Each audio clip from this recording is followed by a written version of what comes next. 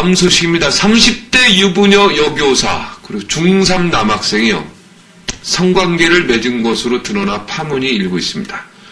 조금 충격이었습니다. 법적으로 처벌할 근거가 없다는데 분노한 또 일부 네티즌들이요. 여교사뿐만 아니라 남편을 포함해서 가족들의 사진, 신상 정보까지 공개하고 나서서 또 다른 사회 문제가 되고 있습니다. 네, 그쳐야 될 때 그쳐야 되는데요. 네. 온라인 마녀 사냥이 계속되고 있는데 이른바 신상 털기로 인해서 지금 2차적 문제로 번지고 있습니다.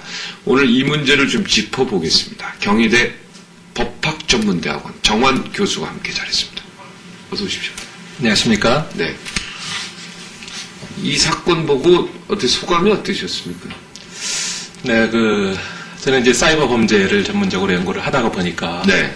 자주 접하는 내용 중에 하나입니다. 네. 이 사건은 특별히 여교사가 자신의 제자와 부적절한 관계를 맺었다는 게 좀 충격적인 사실이고, 네. 또 여느 때와 마찬가지로 그러한 사실을 기초로 해서, 비윤리적 사실을 기초로 해서 많은 네티즌들이 또 신상을 캐가지고 인터넷에 유포를 시켜서 또 다른 제2의 범죄로 나아간다라는 그런 측면. 어떻게 보면 그런 것들이 좀 공식화된 절차라고 할까요? 요즘 시대에 그런 느낌을 갖고 있습니다. 네. 30대 여고사만의 잘못일까요? 이 부분에 대해서도 논란이 좀 있죠. 네네.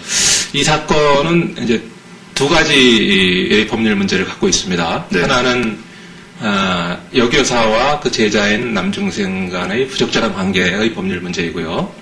또 하나는 이제 비윤리적 행위를 한 여교사에 대한 일부 네티즌들이죠. 일부 네티즌들이 개인 신상 정보를 캐서 유포시키는 행위. 후자는 사이버 범죄에 해당이 되겠습니다만, 전자의 경우에 이제 원래 남자와 여자의 성적인 문제는 전적으로 자유로운 문제에 속합니다. 그래서 그것이 배우자가 있는 자와의 간음이라든지 또는 혼인을 빙자한 간음이라든지 이런 경우만 아니라면 전적으로 당사자의 자유에 맡겨져 있는데, 다만 이제 판단력이 불완전한 미성년자의 경우에 대해서는 네. 혹시 피해를 입을 가능성이 있기 때문에 국가가 보호를 하고 있는 것이죠. 보호 장치가 네. 있는데, 예를 들면 위계 또는 위력에 의해서 미성년자와 간음을 한 경우에는 합의가 있다 하더라도 무조건 형사처벌을 받도록 하고 있고요. 또 더 나아가서 더 어린 나이, 형법에서는 13세 미만으로 정하고 있습니다. 네. 13세 미만인 경우와의 성관계를 맺은 경우에는 이의 여하를 막론하고 형사처벌, 무거운 형사처벌을 받도록 되어 있죠. 무조건요? 네네, 그렇습니다. 네. 의제 강간 또는 의제 강제추행 이런 식으로 이야기를 하고 있습니다. 네. 지금 근데 이제 이 남학생이 14세 이상이라는 거 아니에요? 네. 16세이기 때문에 네네네. 이 부분에서도 해당 사항이 없다는 거죠. 법률적으로는 지금 무죄 판결이 난 거죠. 전혀 기소할 수가 없는 상황입니다. 기소할 수가 없고요. 네. 예를 들면은 13세 미만이 아니기 때문에 일단 해당 사항이 없고, 그래도 미성년자이기 때문에 위계나 위력에 의한 경우를 살펴봐야 되겠는데, 이 당사자가 자유로운 의지에 의해서 그런 행위를 했다고 이제 보는 거죠. 그리고 이것을 만약에 지금 여교사의 경우에는 배우자가 있고 가정이 있기 때문에 배우자가 이제 친고죄로 고소를 한다든지 하면 제2의 법률 문제가 되긴 하겠습니다만, 현재 상태로는 아무런 문제가 없는 상황이고요.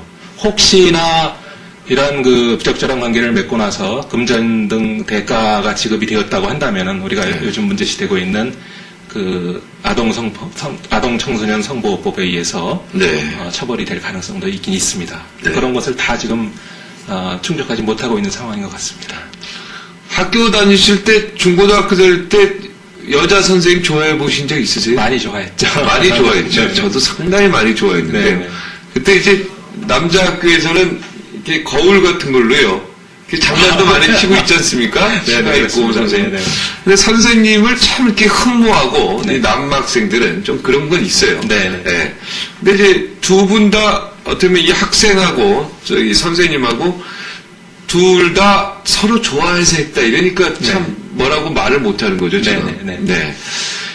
성문화가 자유롭고 개방된 유럽에서도요, 미성년자와 이런 성관계, 이 부분에 대해서는, 외국의 판례 같은 경우 보면은 좀 구속도 시키고 좀 그러지 않습니까? 네, 중형에 처하는 경우가 보도가 많이 되고 있습니다. 그 우리의 어떤 법률이라는 게 상당히 좀 이런 부분에 대해서는 되게 너그럽다 이렇게 표현할 수 있을까요?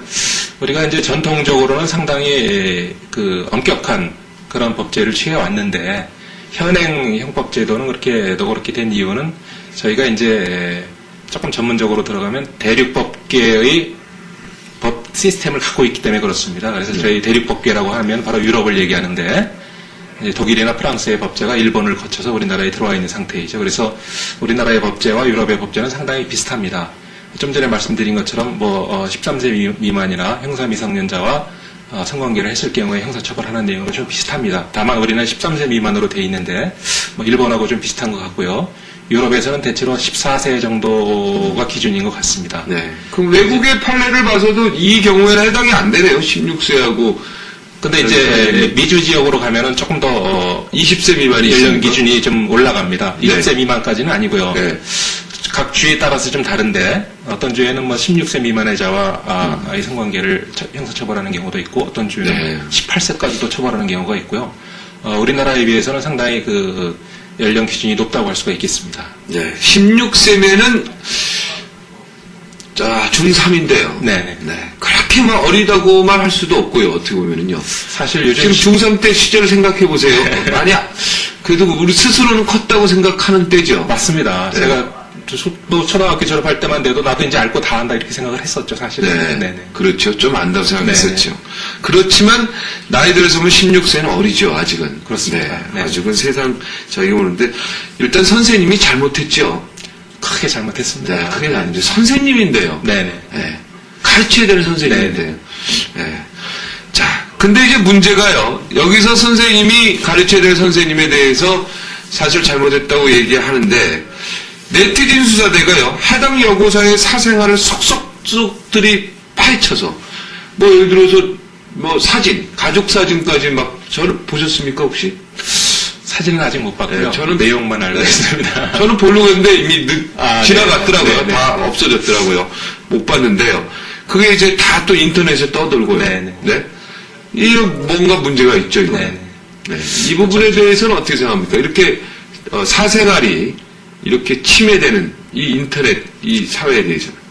우리 헌법에도요, 그 사생활의 자유 해가지고 프라이버시를 아주 전적으로 보장을 하고 있습니다. 그래서 개인의 신상 정보나 가족 간의 어떤 가정사라든지 이런 것들을 캐가지고 유포를 시키면 아주 심각한 프라이버시 침해가 될 수 있고요. 네.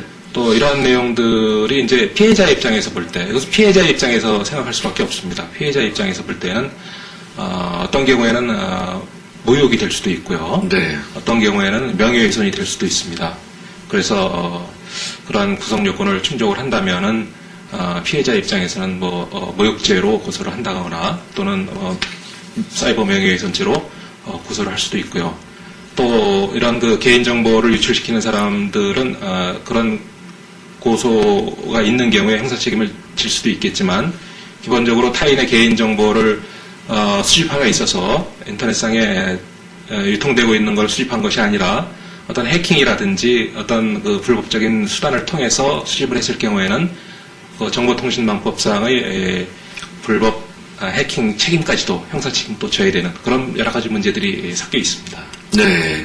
인터넷으로 이렇게 개인 사생활 침해하시고 이러시면 안 됩니다. 네. 이거 거꾸로요. 본인이 그렇게 당한다고 생각을 해야죠. 네. 그러지 않아도 이런 사건이 터진 것 자체로 이 두 가족한테는 엄청난 충격이고요. 네. 네. 정말 지금 문매를 맞고 있는 그런 상황인데 거기서 이렇게 전혀 상관없는 가족들까지 이렇게 사진을 올려놓고 이런 행위는요. 정말 2번, 3번 죽이는 거죠. 네, 이래서는 안 될 것 같습니다. 타블로 사건에서 보듯이 인터넷에서 이렇게 문제 제기를 하고 결국은 그 스탠포드 대학인가요? 네. 제대로 나왔죠. 네. 근데 이걸 이렇게 사람 가슴 아프게 네, 했죠. 네.